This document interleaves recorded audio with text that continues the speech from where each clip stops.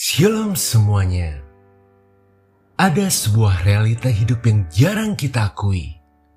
Kita mendambakan kepastian, tapi malah hidup dalam ruang ketidakpastian. Anda berdoa memohon petunjuk, namun yang Anda dapatkan justru keheningan. Anda meminta jawaban, tapi yang kembali hanyalah gema dari pertanyaan Anda sendiri.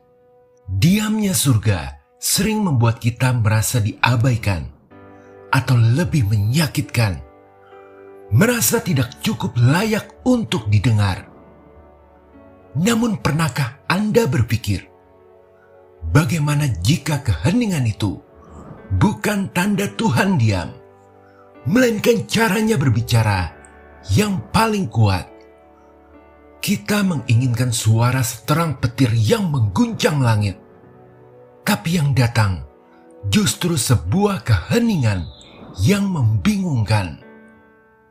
Tapi coba bayangkan, bagaimana jika yang perlu diubah bukan Tuhan yang berbicara, melainkan cara kita mendengar? Bagaimana jika telinga rohani Anda hanya perlu dilatih untuk menangkap frekuensi yang lebih halus, lebih dalam, lebih ilahi? Saat Anda mulai memahami bisikannya, arahan ilahi akan mengejar Anda. Damai sejati akan menemukan Anda, dan keintiman dengannya akan menjadi bagian dari hidup Anda sehari-hari. Jawaban itu sebenarnya selalu ada, bukan dalam petir, tapi dalam bisikan.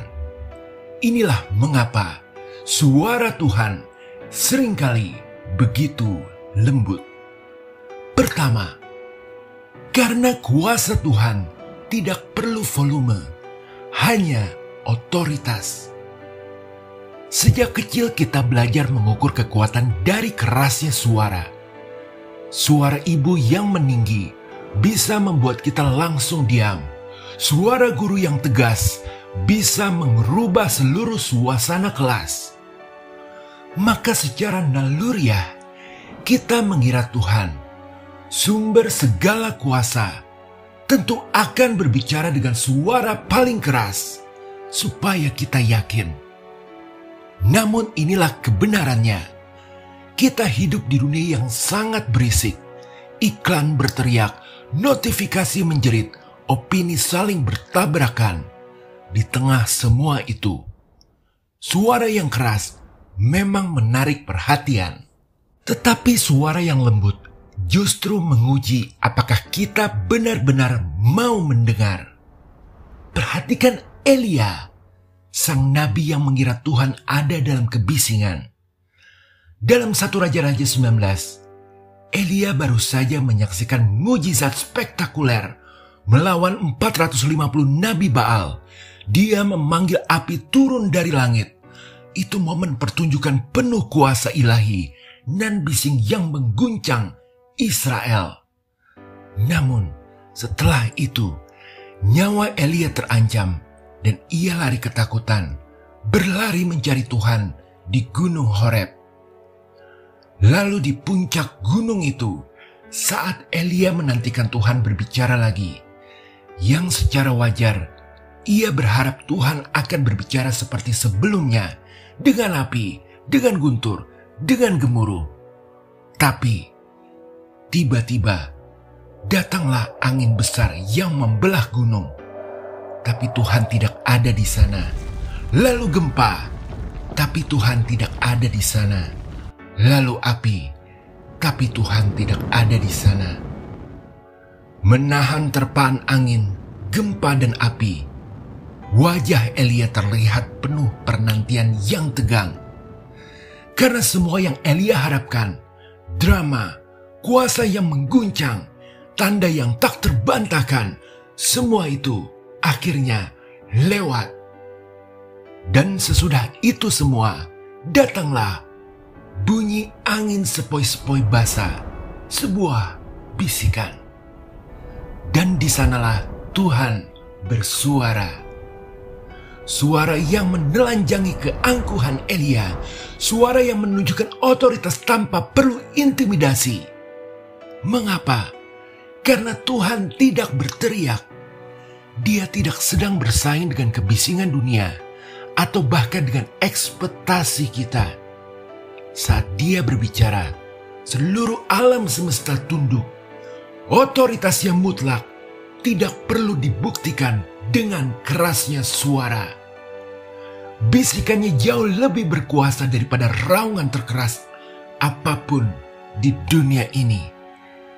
Lalu, mengapa Tuhan memilih cara yang begitu lembut saat berbicara kepada kita? Karena tujuannya bukanlah sekedar berkomunikasi, tapi juga untuk memenangkan hati Anda. Kedua, karena Tuhan ingin mengikat hati, bukan menguasai pikiran. Jadi, jika Tuhan selalu berbicara dengan petir dari langit, apalagi pilihan kita akan tunduk, tentu saja, tapi karena takut. Kepatuhan kita akan menjadi mekanis, seperti robot yang diprogram untuk taat pada perintah yang paling keras. Tapi Allah kita bukanlah seorang diktator. Dia adalah seorang bapa, seorang gembala, seorang mempelai pria. Bayangkan seorang ayah yang melihatnya anaknya mulai salah jalan. Dia bisa saja berteriak, mengancam, menyita semua uang jajan. Mungkin anaknya akan patuh untuk sementara waktu, tapi hatinya akan semakin jauh. Atau ayah itu bisa datang di saat hening, duduk di sampingnya, dan berbisik, "Nak, ayah sayang kamu. Ada apa? Cerita sama ayah." Kira-kira suara yang mana yang punya kuasa untuk mengubah hati? Inilah perbedaan radikal antara surga dan dunia. Iblis menekan, dunia memaksa, daging mendesak, semuanya berteriak, "Sekarang, harus, cepat." Tapi Tuhan, Dia menarik hati. Yesus berkata dalam Yohanes 10 ayat 27, "Domba-dombaku mendengarkan suaraku, dan aku mengenal mereka, dan mereka mengikuti aku." Perhatikan baik-baik. Dia tidak berkata, "Domba-dombaku mendengar karena aku berteriak paling keras." Tidak. Mereka mendengar karena mereka mengenal suara itu. Ini adalah tentang relasi, bukan regulasi. Sebuah bisikan secara langsung akan bersifat personal. Anda tidak bisa berbisik pada orang banyak dari kejauhan. Anda harus mendekat. Bisikan Tuhan justru memperlihatkan betapa dekatnya Ia berada dengan Anda, bahkan saat Anda tidak merasakannya. Dan dari kedekatan inilah, Dia mulai melakukan pekerjaan yang lebih dalam, bukan lagi sekedar menarik hati kita, tetapi melatihnya untuk menjadi dewasa. Ketiga, karena Tuhan mengajar kematangan roh. Apa jadinya coba jika setiap kali orang berdoa, sebuah tulisan api muncul di dinding kamar Anda dengan jawaban ya atau tidak? Mungkin awalnya luar biasa, tapi lama-kelamaan iman kita tidak akan bertumbuh. Kita akan menjadi pecandu sensasi, ketagihan tanda-tanda ajaib, bukan setia pada pribadinya. Maka suara lembut Tuhan melatih hati kita untuk menjadi peka, bukan bergantung pada sensasi. Ini adalah panggilan untuk pendewasaan rohani. Bayangin seorang musisi sedang menyetel gitarnya di sebuah ruangan yang bising. Dia harus mengabaikan semua suara lain dan fokus pada nada yang benar, sekecil apapun itu. Sama persis, menjadi peka terhadap suara Tuhan itu, seperti seorang musisi yang menyetel instrumennya itu. Awalnya, dia butuh alat bantu elektronik yang jelas, alat setem gitar, Tapi semakin ahli, telinganya semakin terlatih. Dia bisa mendengar perbedaan nada yang sangat tipis yang tidak akan didengar oleh orang awam. Bahkan di tengah kebisingan, Tuhan sedang melatih telinga rohani kita. Dia ingin kita bertumbuh dari level bayi rohani yang butuh diguncang-guncang agar perhatiannya teralih menjadi dewasa rohani yang bisa mendengar arahannya dalam nuansa kehidupan sehari-hari yang paling halus sekalipun. Itulah inti dari perkataan Yesus kepada Thomas dalam Yohanes 20 ayat 29. Karena engkau telah melihat aku, maka engkau percaya. Berbahagialah mereka yang tidak melihat, namun percaya. Tuhan sedang mengalihkan kita dari ketergantungan pada kejutan eksternal menuju kepekaan rohani yang internal dan matang. Karena bisikan Tuhan menumbuhkan kepekaan, bukan kepanikan. Tapi disinilah kadang muncul sebuah pertentangan besar. Bagaimana jika setelah kita melatih kepekaan itu, kita tetap tidak mendengar? Mungkin masalahnya bukan pada volume suara Tuhan, tapi pada volume di dalam diri kita sendiri. Keempat, karena ia mau menggulingkan kebisingan di dalam diri Anda. Inilah alasan yang paling berat untuk kita. Karena sering kita tidak mendengar suara Tuhan, bukan karena suaranya terlalu pelan, tapi karena hati kita yang terlalu ramai.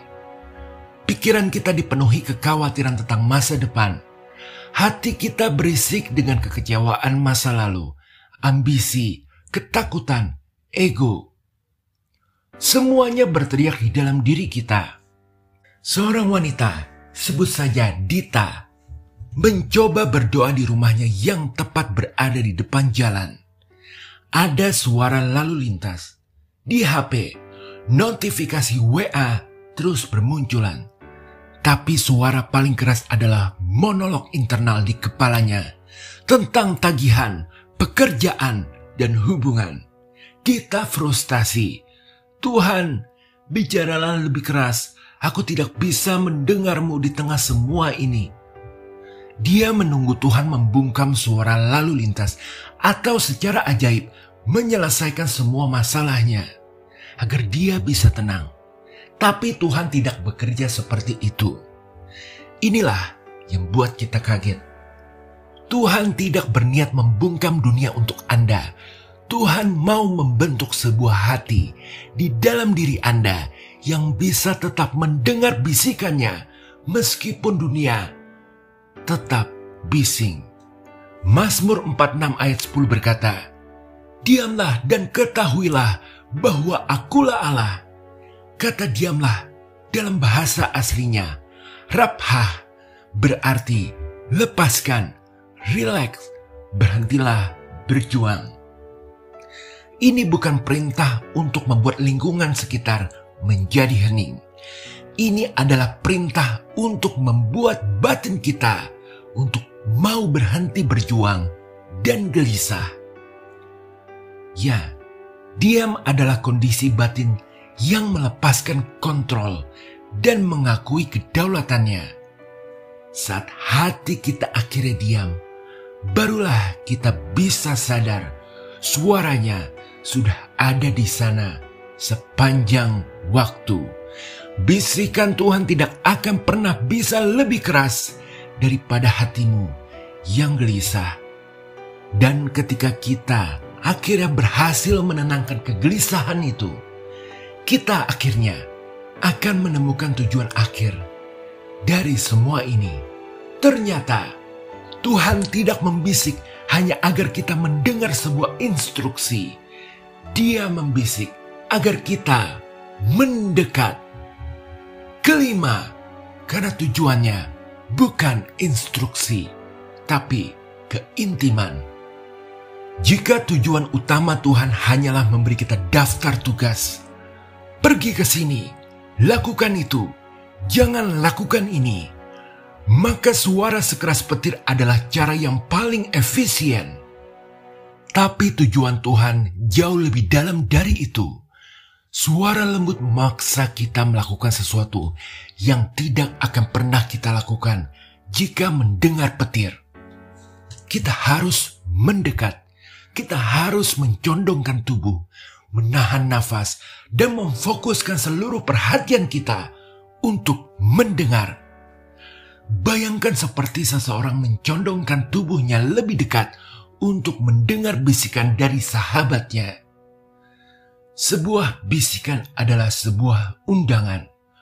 Tuhan lebih suka dicari daripada mendikte. Dia rindu akan persekutuan yang intim, bukan sekedar komunikasi satu arah yang berisi informasi. Yakobus 4 ayat 8 mengatakan, "Mendekatlah kepada Allah dan Ia akan mendekat kepadamu." Bisikannya adalah manifestasi dari janji ini. Itu adalah caranya berkata, "Aku di sini, mendekatlah." Petir menciptakan jarak karena rasa takut dan kagum. Tapi bisikan menghapus jarak. Ia membangun jembatan keintiman. Pada akhirnya, Tuhan membisikkan bukan semata-mata agar kita mendengar sebuah instruksi, tetapi agar kita mendekat kepada sumber suara itu sendiri.